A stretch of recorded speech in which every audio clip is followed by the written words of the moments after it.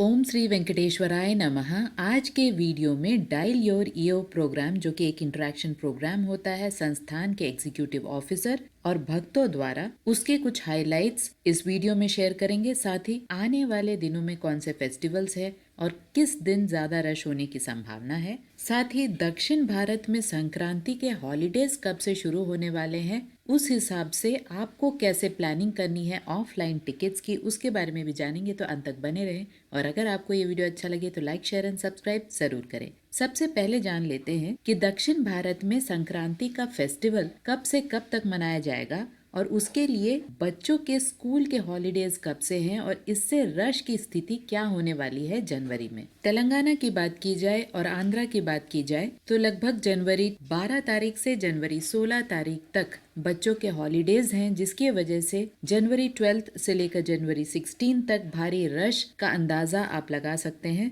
तो जो लोग इस बीच में आ रहे हैं और उनके पास ऑनलाइन टिकट या अकोमोडेशन नहीं है, मैक्सिमम ट्राई करें कि आप ऑफलाइन काउंटर्स में जल्दी पहुंचे, यानी जल्दी काउंटर्स तक पहुंचे। अगर आप सुबह 5 बजे से पहले काउंटर्स तक पहुंचते हैं तो आपकी संभावना बढ़ जाती है ऑफलाइन टिकट्स मिलने की। अगर आपके पास अकोमोडेशन नहीं है और तिरुमला में आप देख रहे हैं बहुत ज्यादा रश है, तो आप तिरुपति में प्राइवेट होटल्स ट्राई कर सकते हैं, क्योंकि तिरुमला में प्राइवेट होटल्स नहीं है। तो जो लोग जनवरी 12 तारीख से जनवरी 16 तारीख तक आ रहे हैं, उन्हें इन बातों का ध्यान रखना है। आपको रश की परिस्थिति के हिसाब से अपनी प्लानिंग करनी है। ऑफलाइन काउंटर्स में जितना हो सके उतना जल्दी पहुंचे। ये ऑफलाइन काउंटर सुबह 3 बजे से ही खुल जाते हैं और रात 12 बजे से ही कभी कभी लाइन शुरू हो जाती है। तो आपको ऑब्जर्व करना है और उसी हिसाब से लाइन में लगकर ऑफलाइन टिकट्स लेना है। जिन भक्तों को नहीं पता उन्हें बता दें कि ऑफलाइन टिकट्स यानी स्लॉटेड सर्वदर्शन टिकट्स 3 जगह में मिल रहे हैं। सबसे पहला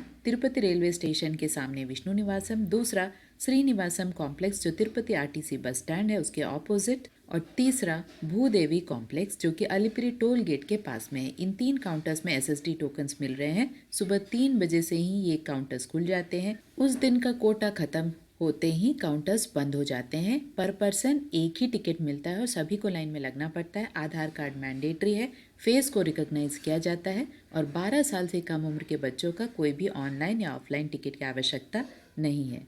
जो भक्त चल के जा रहे हैं उन्हें स्पेसिफिक कोई दिव्य दर्शन टिकट लेने की आवश्यकता नहीं है। आप चाहे तो स्लॉटेड सर्वदर्शन टिकट ले सकते हैं या नहीं तो बिना कोई टिकट के भी आप चल सकते हैं। 2 चल के जाने वाले मार्ग हैं, अलिपिरी मेट्टू मार्गम और श्रीवारी मेट्टू मार्गम। दोनों मार्गों में कोई भी स्पेसिफिक टिकट की आवश्यकता नहीं है। स्लॉटेड सर्वदर्शन टिकट इसलिए लिया जाता है क्योंकि ये फ्री टिकट्स है और लगभग 3 से 4 घंटे में यूजुअल डेज में यानी रश कम होने के दिनों में 3 से 4 घंटे में दर्शन हो जाता है। श्रीवारी मेट्टू मार्गम के स्टार्टिंग पॉइंट में दिव्य दर्शन टोकन मिलते हैं। ये एक ही जगह है जहाँ दिव्य दर्शन टोकन मिलते हैं और सुबह 6 बजे से मिलते हैं। लेकिन अगर आप डायरेक्टली श्रीवारी मेट्टू मार्गम में दिव्य दर्शन टोकन के लिए जा रहे हैं तो ये रिस्की है, क्योंकि श्रीवारी मेट्टू मार्गम बहुत ज़्यादा दूर है तिरुपति रेलवे स्टेशन से। तो मैक्सिमम एसएसडी टोकन ले लें और उसके बाद या तो घाट रोड से आप जा सकते हैं या चल के जाने वाले मार्गों से आप जा सकते हैं। दिव्य दर्शन टोकन भी फ्री टोकन है। ये चल के जाने वाले मार्गों के कन्वीनियंस के लिए रखा गया है। तो श्रीवारी मेट्टू मार्गम में जो डायरेक्टली जा रहे हैं वे दिव्य दर्शन टोकन लेके भी जा सकते हैं या बिना कोई टोकन के भी जा सकते हैं। तिरुमला में अभी धर्म दर्शन अलाउड है, यानी बिना कोई टोकन आप डायरेक्टली तिरुमला में मंदिर में वैकुंठम क्यू कॉम्प्लेक्स 2 से जा सकते हैं। आपको वहाँ एक टोकन दिया जाएगा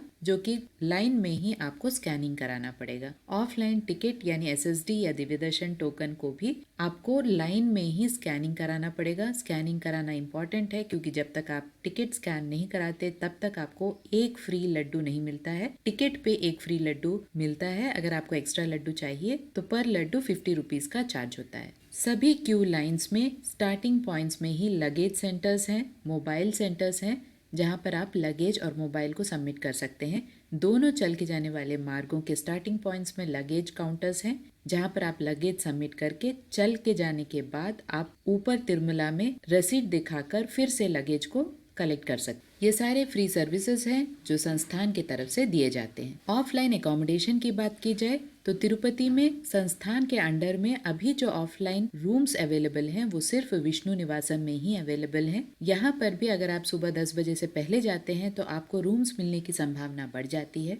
साथ ही फ्री लॉकर फैसिलिटी आपको श्रीनिवासम कॉम्प्लेक्स में और विष्णु निवासम में मिलती है, जहाँ पर 24 आवर्स तक आपको फ्री लॉकर फैसिलिटी मिलती है। आधार कार्ड यहाँ पर भी मैंडेटरी है। आपको लॉकर के साथ साथ वॉशरूम फैसिलिटीज, लंच और डिनर भी आपको उपलब्ध होता है। बेसिक सा लंच आपको मिल जाता है और डिनर मिलता है। रेस्ट करने के लिए आपको एक चटाई भी मिलती है। इसके साथ साथ तिरुमला में भी यात्री सदन 1, यात्री सदन 2, माधव निलयम और पद्मनाभर निलयम, ये कुछ फ्री लॉकर फैसिलिटीज हैं जो तिरुमला में मंदिर के पास में ही है। आप वहाँ पर भी फ्री लॉकर फैसिलिटी अवेल कर सकते हैं। अगर आपको कहीं भी प्लेस नहीं मिल रहा है तो आप अपने लगेज को वहाँ रखकर फ्रेश होकर भगवान के दर्शन करने के लिए जा सकते हैं। तिरुमला में सिर्फ सीआरओ ऑफिस में ही लगकर आप रूम के लिए यानी ऑफलाइन रूम के लिए रजिस्टर करा सकते हैं। एक मोबाइल से आप एक रूम बुक कर सकते हैं। यहाँ पर भी आपको सुबह 10 बजे से पहले अगर आप जाते हैं तो रूम्स मिलने की संभावना बढ़ जाती है। आने वाले दिनों में जनवरी 25 को रामकृष्ण मुक्कोटी है, उसके बाद जनवरी 26 को रिपब्लिक डे है। ये दोनों दिन भारी रश होने की संभावना है। रामकृष्ण मुक्कोटी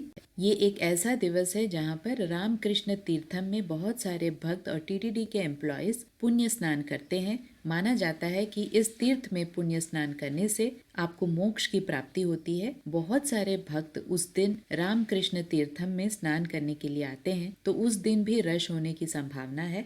साथ ही वीकेंड्स यानी फ्राइडे, सैटरडे और संडे ज्यादा रश होती है। तो ये सारे चीज़ों का ध्यान रखें। अभी की जो वेदर है, जनवरी में ऑलरेडी बहुत ज़्यादा ठंड होती है। अभी भी तिरुमला में बहुत ज़्यादा ठंड है, तो जो लोग अभी आ रहे हैं वो गर्म कपड़े लेके आए। साथ ही जो बच्चों के साथ आ रहे हैं, बड़े बुजुर्गों के साथ आ रहे हैं, वे अपने साथ गर्म कपड़ों के साथ साथ मेडिसिन को भी कैरी करें। तिरुमला में प्लास्टिक बॉटल्स बैन है, प्लास्टिक चीजें बैन है, इसीलिए आपको या तो कॉपर बॉटल कैरी करना पड़ेगा या स्टील बॉटल या ग्लास बॉटल। अगर ये तीनों में से आपके पास कुछ नहीं है तो तिरुमला आकर आपको ग्लास बॉटल खरीदना पड़ेगा, जो कि कॉस्टली अफेयर है। इसीलिए अपने साथ इन सारी चीजों का प्रबंध करके आए। अब समझते हैं कि डायल योर ईओ प्रोग्राम के क्या हाइलाइट्स हैं। सबसे पहले डायल योर ईओ प्रोग्राम में श्री धर्मा रेड्डी ने ये क्लियर किया है कि श्री श्रीनिवास दिव्य अनुग्रह होमम के जो टिकट्स है, जो 10,600 के टिकट कपल टिकट है जिसमें 2 लोग अलाउड होते हैं, अब से